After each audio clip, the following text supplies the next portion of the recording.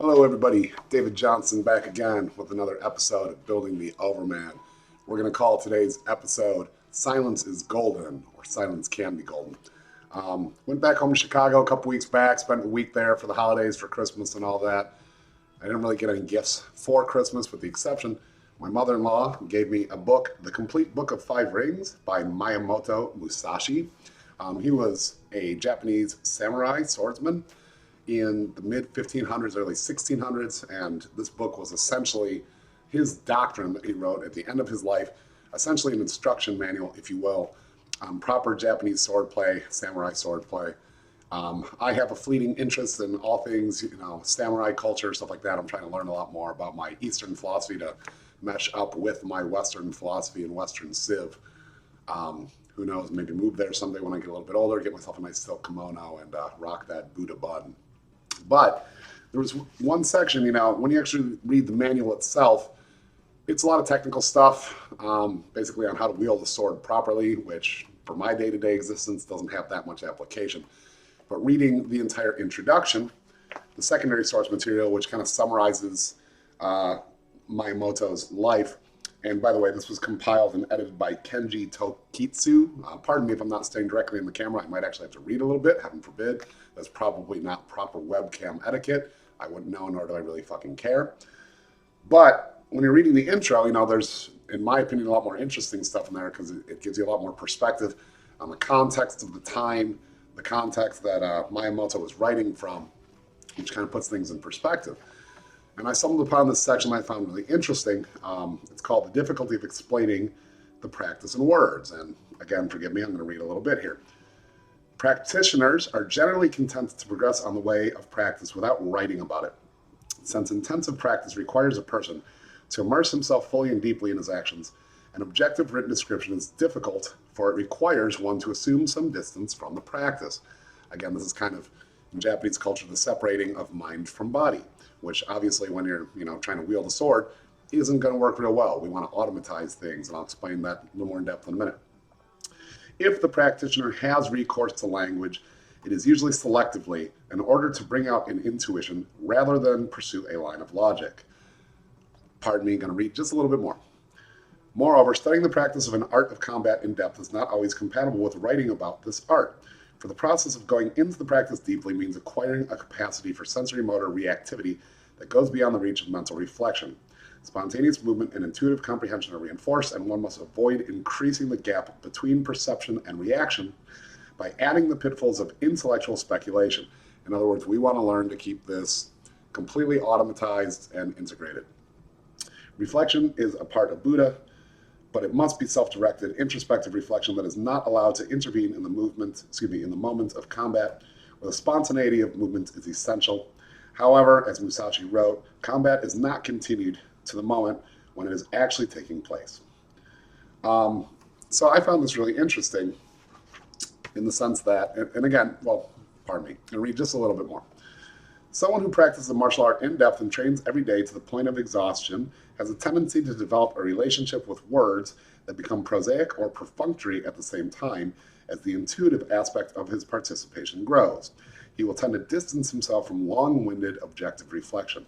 And a little later, it is only when the practitioner crosses the threshold of another dimension, where the sensation of fullness is realized through a stable treading of the way, that words will become more tangible. Thus, it is no surprise that Musashi wrote his major work just before his death, even though he had been trying to write since his youth.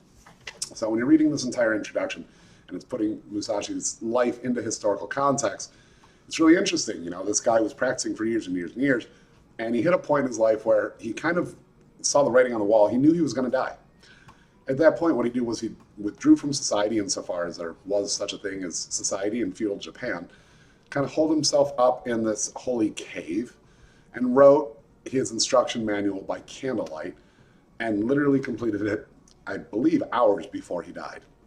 And there was a reason that he did this. In their way of thinking, you're not going to express your opinion, especially on a very technical subject, until you're at the end of your journey. If Musashi would have written this when he was 20 years old, he still had a whole lot to learn, even though he was already practicing, by the age of 12, 13, already getting into fights and combat. he was only a few steps into his journey. So he didn't write it when he was 20. He didn't write it when he was 40. He waited until he had completed his journey, at which point he realized he had some wisdom to kind of pass on and collected it in this memoir. You go into the next page, the relationship between speech and action among Japanese warrior. The proverbs, speech is silver, silence is golden, is found in both the West and Japan, but it is interpreted and experienced in many different ways. The Japanese interpret this phrase as placing absolute value on silence and expressing contempt for eloquence. But this does not suggest contempt for words. On the contrary, it stresses the importance placed on every word. A worthy warrior spoke little because he knew the importance of words. A little further down the page, someone who knows the qualities of a sword does not play with it, and someone who knows the nature of words does not play with them. All right. So I find that really interesting, in large part because it really contrasts with our modern era. This was an era where there was a very high degree of respect, not only for your elders, I don't think elder is a proper term, so much as your superiors. And I don't mean morally superior, I mean people more experienced than yourself. If you didn't know what you're doing, you knew to keep your fucking mouth shut. Because when your mouth is shut, your ears are open. And when your ears are open, you can learn. And if you're inexperienced, your goal should be to learn, not to teach or educate. Just be quiet, be receptive, take it in. I think that is kind of the diametrical opposite, the complete polar opposite, 180 degrees from our modern day culture, specifically with Facebook, with YouTube, with every asshole out there putting out a video blog. Thank you, that's me. Everyone these days feels not only the right, but almost the compulsion to just constantly verbally ejaculate any thought that pops into their head. Facebook obviously being the most humorous of them all, the very fact that you have a quote unquote status update. I need to inform the world of what's going on between this one ear and the other ear. Because it's in my brain, I have to share it. I can't possibly, take my thoughts and turn them into a blog. I can't take my thoughts and turn them into a movie script or a book or an article or a video that is actually, at least, obviously this isn't scripted in advance, it's done off the cuff, but at least there's some chewing of ideas being put together, trying to tease out further ideas that will lead us down a path. Now, in this day and age, everything is done completely with no editing, completely at random, just spit it out there, and the mere fact that I spit it out gives it value. Needless to say, I don't agree with that. I think it's horrible. I think it's a horrific indicator of the direction our culture is going. And it's funny, as anyone who knows me personally will attest, all of my personal training clients, yeah, I can have diarrhea of the mouth, go off on long-winded tangents. That said, on average, they tend to serve a function, or at least I like to think they serve a function, which is to elucidate a certain principle, put something into context so that one of my clients can better understand whatever it is we're covering at that particular moment, whether it's sciencey, specific to exercise science, nutrition, this, that, and the other thing, or whether it's more psychological / philosophical, talking about behavior management, talking about, prioritizing goals, value assessment, all of that crap. You get the point. I personally am of the opinion that our world would be a much better place if people just talked a fuckload less and listened a lot more. I'll give you an example of that. There's a message board, musculardevelopment.com. I've been a member of that message board since this first started up back in 2003. I go to that message board every single day. It's how I like to spend some of my downtime and relax, catch up on bodybuilding gossip, read stuff in the chemical enhancement section, the exercise, training log section, just immerse myself in bodybuilding because that's one of my passions. And there are people on that board that have in excess of 40,000 posts, which I've never done the math on that. I can't even imagine how many posts that is per day on average. After being on that board for over 12 years now, I just finally cracked 1,000 posts. I think I'm a little over 1,300. And even the vast majority of those were put up to, either correct a historical error, like somebody was commenting on such and such bodybuilder's weight and they were, factually incorrect. So I corrected them. You get the point. Part of the reason I've learned so much about bodybuilding is because I didn't go on those boards and talk. I went on and read.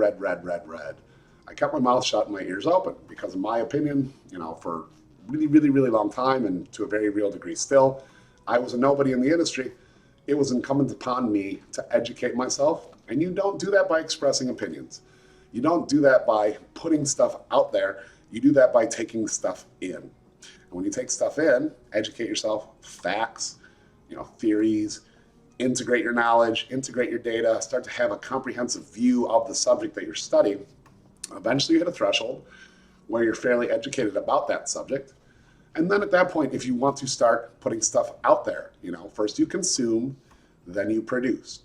But we've really hit an era where people just want to produce, meaning put stuff out, that has no content, okay? And as such, you see the average quality that's being put out with most people's social media posts let's just look at grammar, It's a completely lost art. People can no longer spell properly. People can no longer write in complete sentences. And it all comes back to the idea of the lowering of standards that is part and parcel of just spitting out whatever, whenever. The mere fact that you said it makes it important. The mere fact that it occurred to you, popped into your head, makes it important. Newsflash, it doesn't, okay? I have lots of really stupid fucking thoughts all day long, and I keep them to myself. And I try to move on to something a little more important. So I just found this interesting. It really shows a stark contrast in an outlook, in a culture, if you will. Here you have this culture where it was all about being an artisan. It was all about perfecting your craft, mastery of your craft, pursuing excellence. And what was cherished? For the most part, silence. For the most part, not really speaking, not really talking. Contrast that with another culture where what is really cherished or upheld and valued? The opposite of silence. Constant chatter, constant talking. Watch any commercial that's been put out by any phone company in the last 5 years. All they talk about is being connected, talking to people all the time, nonstop. Because heaven forbid, you just shut your mouth down for a little while and read and take in facts and actually learn something. Now, far more important is letting everybody know exactly what's happening at any given moment to you. That's all that matters.